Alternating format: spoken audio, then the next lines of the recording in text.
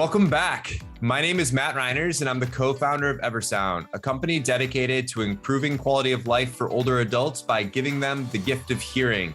Today, I'm joined by Rowe, the CEO of MealSuite.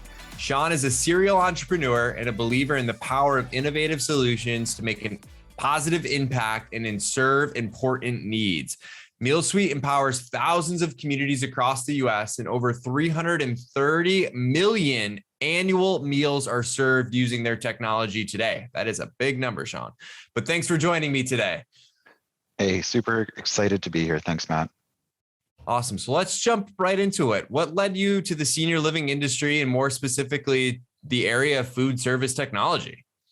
It was absolutely fate. I had just started a IT consulting marketing agency, opened it up. I was 18, had my first office, and it just happened to be next door to a company called CareWorks. They were a really large kind of IT consulting group in the healthcare space. They saw my sign out front. The CEO walked in and said, "Hey, I'm looking for somebody to just give us a hand with a few projects." I'd never been into a long-term care. I'd never been into any form of senior living. Walked in, very first day, fell in love with the space. I just couldn't believe the opportunity and the interactions with the residents. I saw so much opportunity for just tech advancement and improvement in the space. And after walking in that very first day, I immediately got connected with the space and I've never left since. I love it. Yeah, we have very similar experiences and stories about how we both got into the senior living, and very familiar with CareWorks. So it's really cool that you kind of had a spot right next to them. And yeah, that's awesome. And I know you guys have a technology ebook, and in there you mentioned that tech adoption across all ages is increased rapidly over the course of the pandemic. Can you tell us about that and why now is an ideal time for communities to follow suit and adopt? Yeah, absolutely. So the pandemic altered habits, and what it did is it forced people to adapt to the new normal. So you think about all the staff. Before, whenever we'd roll out technology in senior care, often the biggest challenge was actually getting staff to interact with the tablet, right? They weren't comfortable with it. They were the type of individuals that would buy groceries in person. They'd do their banking in person. They'd get a family member to help them with their online transactions. When the pandemic hit, everybody was forced to get comfortable with tech. What that did is that rapidly accelerated that adoption cycle. We jumped in some cases 3 to 5 years in that adoption cycle. And that's in all spaces. The senior living space, it was incredible to see how many seniors started picking up devices for things like video conferencing, or they needed it to purchase groceries. Like some of the stats around grocery orders for the senior population are incredible. A lot of the grocery order services created dedicated order desks just for senior population. The adoption of things like Uber Eats and all different online tech, I never thought it would move that quickly. And we had a conference the other day where we had a fireside chat with a bunch of senior care operators. And it was incredible to hear that their newest challenge is their residents are taking out their phones and taking photos of like a dirty plate or dirty cutlery, or when they don't think the meal looks good. And they're texting it to their family. When you think back 5 years ago, like we never thought that that's where we'd be today. And residents are demanding to be able to order food on their phone, and they're demanding, if we're not satisfying it, they're ordering an Uber Eats. So we have to change our vision around kind of what we were planning to do, because they've moved so quickly. Like we have to accelerate our tech plans 5 years. And it's to our advantage now, right? Our staff are more likely and willing to pick up a device, that residents willing to engage. So it's one of those things where you got to kind of move up that Wi-Fi strategy, move up the tech adoption strategy, because it's here.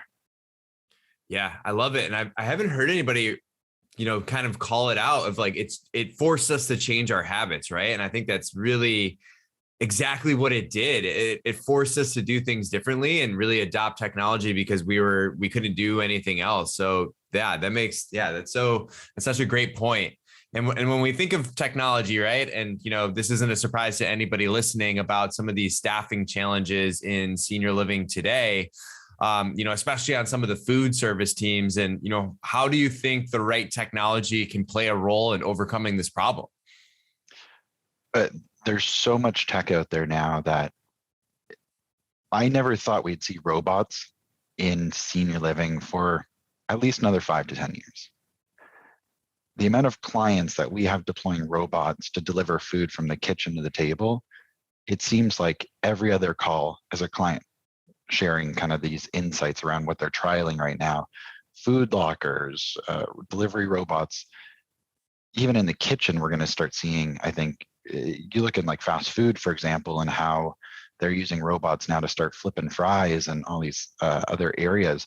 And that's just because we have no other choice, right? To your point, staffing is incredibly challenging right now. So what we're seeing is clients use this tech to eliminate those manual processes, not because they want to save the money, but because they need to deploy those resources that they do have in the most efficient way possible. A runner walking back to the kitchen to grab a plate and bring it to the table is not improving the resident experience. They're not tableside having a great conversation. They're not in the kitchen actually plating up something delicious and working on that presentation. It's a waste of time, that carrying. So we're seeing a lot of trends around robots. We're seeing a lot of trends around how you can use tech to also use tablets at the table side to make things more efficient. So you're not, for example, writing down orders, taking that piece of paper back to the kitchen, then having to walk back to another table, saving that 30, 45 seconds. By adopting things like table-side technology with the tablets, you're able to jump from table to table, but the kitchen's already able to start producing those meals. They're already getting the flow going. That's then reducing the time for the meal service, better resident experience. And then the great thing about the tech too is when you start looking at using like table-side technologies for ordering, those table-side technologies, especially in the higher levels of care, it can help mitigate the risk when you do have staff shortages for, like, for example, if you bring in temp staff, if you have a higher level of care and you've got that population that you have to worry about, for example, certain diets and textures or allergen conflicts. Historically, when we had really stable staffing, you would have staff that knew a resident for 2 or 3 years. You knew their experience, you knew their preferences. When you've got the temp staffing, there's very high risk that they don't know that resident or they choose the wrong resident on the list. And what you end up doing is delivering them something that has an allergen conflict or a texture conflict. When you use that technology where you've got the photo right on the screen, the tablet's already calculated out, this is what that resident can have, these are the allergen conflicts, this is the permitted diet. You reduce that risk that they're going to get the wrong meal. And then that allows you then to feel more confident when you do have to bring in that temp staffing or lean on other teams. So there's a lot of different areas that it can really bring benefit to senior care operators.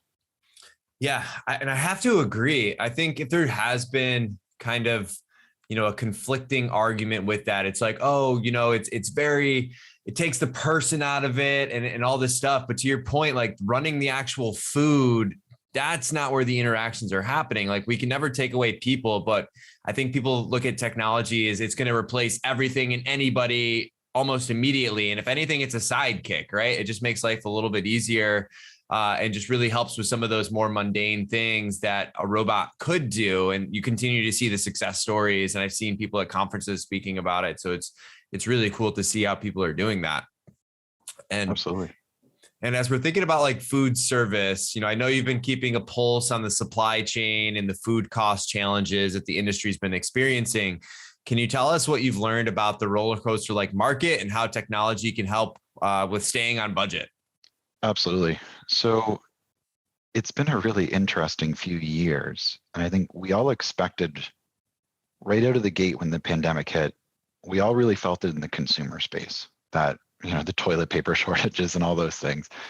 It took a little longer for it to kind of hit the commercial market and the big distributors, but everybody's got a story about short ships and struggles getting product. We thought it would be solved by now, but nobody expected the continuous compounding issues that have hit the supply chain. Those challenges that hit the consumer level supply chain at the very beginning have really caused issues when it comes to the transportation networks and other areas, because the supply and demand in other sectors are causing kind of ripple effects in the food industry. So all of our distributor partners are having a tremendously difficult time still getting product today. And that might be that the actual warehouse or the actual manufacturers of the products don't have the raw goods to produce it, or the products are produced but they don't have the available trucking or trains or any sort of supply routes to get the products. And that's not going away anytime soon. And then compound on top of that, you look at right now the price of diesel. We're currently looking at a major diesel shortage where refineries are looking to actually shut down gasoline production to focus on diesel. You look at the price of fuel across North America right now, it's not going to get any better anytime soon. So while we might have seen a bit of a stabilization in the last few weeks or even months, it's actually going to get worse again now because of these new issues that are coming up. Then we look at what is happening overseas and how that can impact the grain market. So it's incredible to look at what we're dealing with today versus 5 years ago. You could build a menu that the pricing would almost be consistent for the entire cycle. You might see a 2 or 3% increase, whereas today you could build a menu and 3 weeks later it's 12% higher in cost. And when you factor in then the only way to solve that is to change your menu. If that manager that's responsible for analyzing the menu and analyzing the cost and making those decisions is also being pulled in 1,000 directions because of the staffing challenges, like where do they find the time to constantly recost, find alternatives, and ultimately monitor and manage their menu for success? It's an impossible feat. It really does feel like it. So that's where technology, especially menu systems, have the opportunity to take a lot of that burden and automate it. We just did a survey, so we called 1,200 senior care operators across the US, and we asked them, what kind of menu systems do you have? What do you use to manage your costing and your procurement? And over 55% of them said Excel and paper,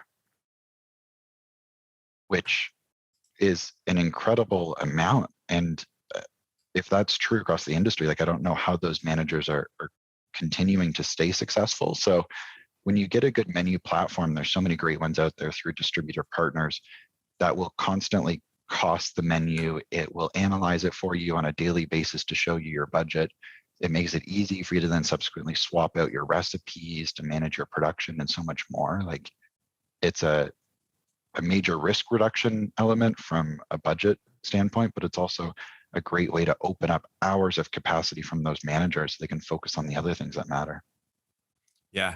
Wow. Yeah. And a lot of that stuff I haven't even thought about or even know about. And it makes so much sense, right? To hear that 55% of people are still using like the Excel or paper, and like, it's just it's changing almost daily too, in terms of like what that costs and what that will look like. So yeah, it seems like a natural fitting place for where technology can be super helpful and do that. And, being in an industry that I believe is driven by stories, do you have any stories about one of your partner communities that's really had an impact on you? Yeah, there's a ton. I have a screen mounted above my computer screen. That's a TV that shows us a live feed of what every one of our customers is doing in the system, but it personalizes it for me. So I'll see thousands of messages flying by every minute, but it will be, for example, Mary at community A just ordered breakfast, and Larry at community B just logged the temperature of the chicken to be 175. And for me, what ultimately what brings me to work every day is seeing the impact that we're directly driving and knowing that tech is saving them time and delivering that end smile to the resident, which is so key. But my favorite thing is going into communities and just sitting down in the dining room with the residents. it is such an ego boost because every time I go to visit a client and join them for meal service, I always get invited on at least 3 or 4 dates from residents. And I have been standing on one side of the dining room and people will not be shy. I've had ladies scream across the room, "Hey, you, sweet thing, forget about the technology. You just come sit right here. They're going to figure it all out on the tablet. You're coming and you're having dinner with me."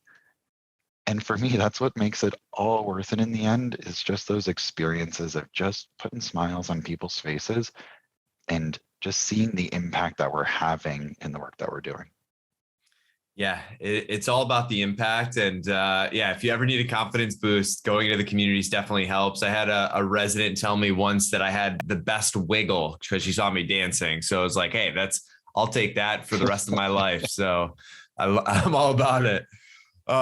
And Sean, my final question here for you that I like to ask all of our guests here, if you could give 3 pieces of advice to senior care leaders or, dining leaders to take away as they're like kind of thinking through the next 12, 18 months of their life, what would you say? My first would be, take time out of your day or once a week, block an hour and really analyze your operation to see where there are manual efforts that you can streamline and automate, and take that time to just reflect and decompress and think. In our space, we're so caught up and constantly moving and putting out fires, and you can get caught up in that and forget or not see the opportunity directly in front of you. The second would be, a manager's output at the end of the day is the cumulative output of their team. So really thinking through, how do I set up my team for success by not always taking on the work. I see so many managers that will talk to them and they say, "Sorry, I didn't have an opportunity to implement that new project. I spent all day in the kitchen." Well, at the end of the day, there's a reason for that. And that's because it might be a staffing challenge. It might be due to somebody calling in sick, whatever it might be. But in that case, odds are, if you really took time to step back and really think through, okay, so why did that happen? Could I have trained somebody else in advance? Could I have a better backup system for that? Whatever it might be. Because if you're spending your time in the kitchen, at that point, you're not able to focus on those bigger picture items, that budget, those future looking things, making sure that I have resiliency by building a great culture that will then result in attracting better staff and whatever it might be. And then the last would be is that every challenge is ultimately an opportunity. And right now, technology can really solve a lot of these challenges, but it's scary to embrace it, and it will take extra time up front. But if you can carve out that time and ultimately implement it, the initial pain is well worth it for that gain that you're going to get. Because just imagine that end state where you've got half days entirely free to go around and sit down with your residents and to work with your staff and to create that culture of that dream team. And that's ultimately what leaders are there for. And I think if they can be very thoughtful in that approach, they're going to build a team and just run an operation that they're so proud of. And that's what we ultimately all want to feel like in this space. Wow.